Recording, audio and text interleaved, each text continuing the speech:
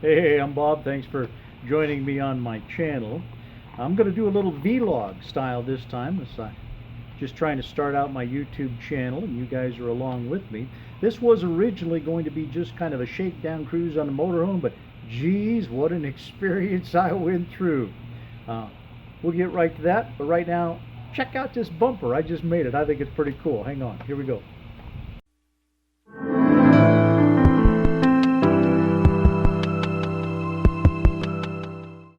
Alright, so like I say, this is going to be in a vlog format this time. I'm going to tell you a little story. Basically, we actually ended up at the Sugarloaf Campground. I've got a little campground review at the end, so if you did show up for the Sugarloaf Campground review, I'm going to put a link in the comments down below. Don't forget to click the subscribe button, and also if you've ever gone through any of the experiences I'm going through, or if you've ever been to the Sugarloaf Campground, go ahead and put a little comment in the comment section below and subscribe. Here's the deal. We got the motorhome out. We're going to go out on a spring trip, a little bit of a shakedown. I had just did the maintenance on the motorhome. You might have seen that video. It ended up being 21 minutes long, and not a lot of people have watched it.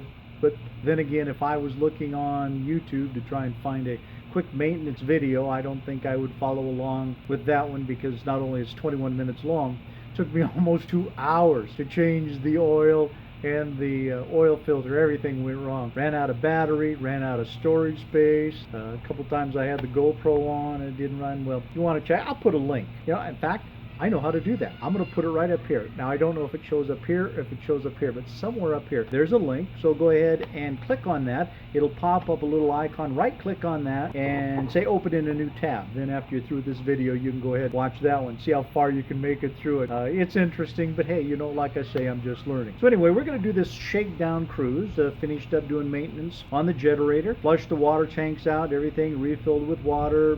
Put the bleach in them, cleaned it out, purified it. I ran some more water through it, clarified it, so we're good to go there. Now, I don't really want to go very far on the shakedown cruise because I don't have my dinghy or my toad or whatever you want to call it towing behind me. I have just the motorhome. So I don't want to go too far in case something goes wrong or anything like that, because like I say, spring shakedown cruise, we're just going to run over here to the mountains to a little campground called Montour, it's probably maybe 20 miles or something. It's just over the hill. It's kind of close by. So I figured, well, that would be cool. So I load up two of my daughters, my granddaughter, and we head out to go to Montour. So we pull into the Montour campground. It's a nice little campground. There's a few spaces available there.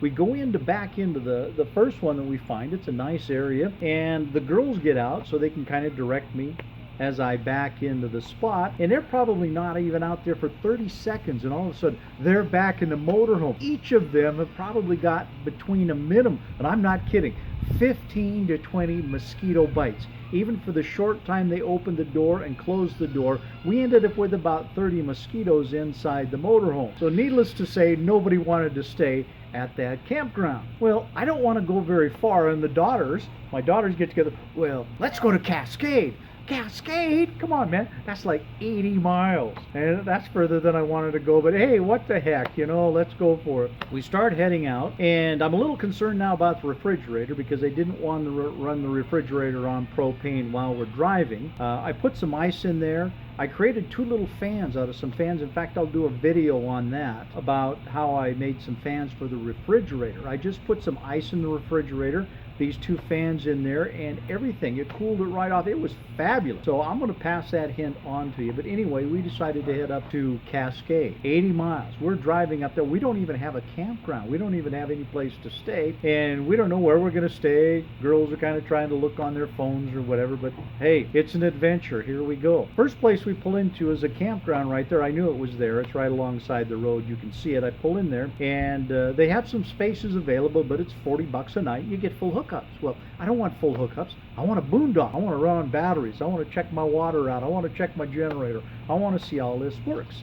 So we decided we'd go over. They pointed out some campgrounds over on the lake, so we're over there. There's probably like 4 campgrounds right along the area. They're all full up. One of the guys said, well, there's one down at the end. Down there, they usually have a couple spaces. So we go down there and we pull into this little campground, and there's 2 spaces. A little asphalt gravelly type place right alongside the road, out in the middle of nowhere. There's no trees, there's no nothing close to it, and they want $20 a night. I'm not spending $20 a night to park alongside the edge of the road out in the middle of a asphalt gravelly type field. So I said, all right, we'll go look around. So I went back. I thought, the one place said it was full up, but maybe they do have a spot, maybe somebody canceled or something like that.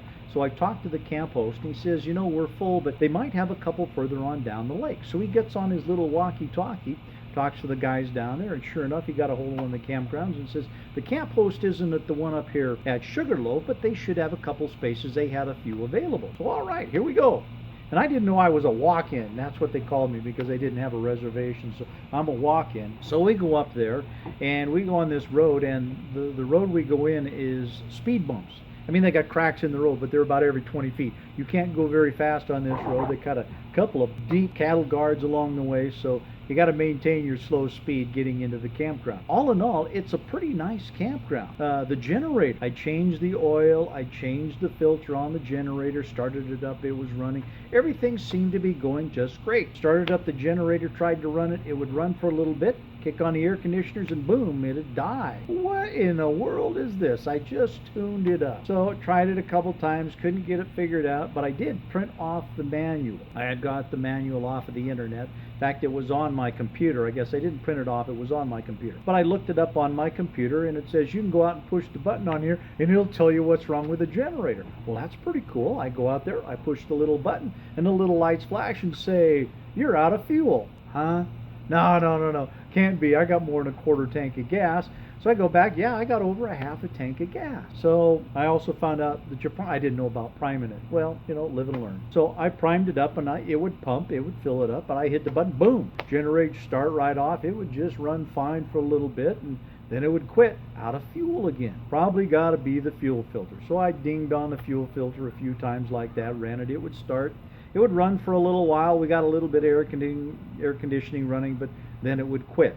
Wasn't too bad, so we just left the windows open. It was warm in the motorhome during the day. We stayed at this one spot where we pulled in. We drove around and looked at all the little spots and see if the date was reserved for the date.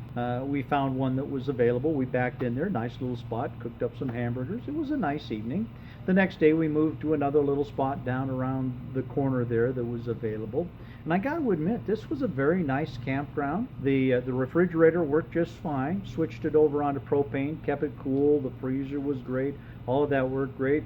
I kicked the little water heater on. The light on the water heater came on, says it was on propane. However, the water never got hot. So there's something else I got to check out. So always good to go out on a little shakedown run before you hit the road on a very, very long trip, just to get these things worked out. All in all, the rest of the motorhome worked great, just with the exception of the generator. I'm just a little miffed at the local Cummins dealership out here. Call out there, we got what you need, drive out there. It's like 25 miles to drive across town. I pull into the parking lot, big sign, because of COVID-19, the showroom's closed, call this number. I drove 20 miles. They said to her there, nobody's there. So I call, and all I get is just a recording. I'm just miffed at Cummins, so I can get one at the local auto dealership down here. So I'll go get one of the fuel filters, put it on there. I'm pretty sure that's my problem. I'll do a quick little update on that, and I'm going to redo the generator video.